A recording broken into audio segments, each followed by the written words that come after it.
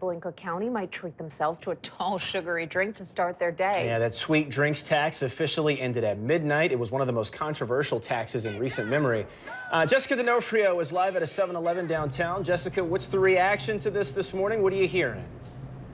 Well, Terrell, a lot of people are toasting to the end of this tax today, and a lot of people are calling it a day of celebration. So now when you buy your sugary drinks, you can do it without feeling the pain in your wallet.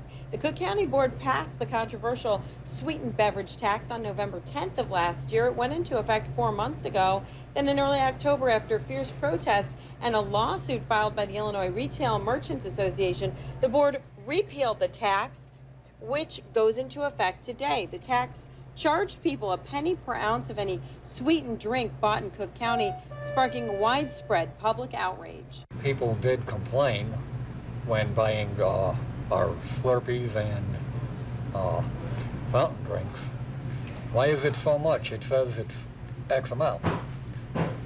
And I had to remind them, we got that Cook County tax. But not anymore. County Board President Tony Breckwinkle, who was counting on the revenue, fought this repeal hard and warned of dire budget cuts and layoffs. Now, meanwhile, we'll be keeping an eye out for anyone who's being charged the tax who shouldn't be, so make sure you look at your receipts today.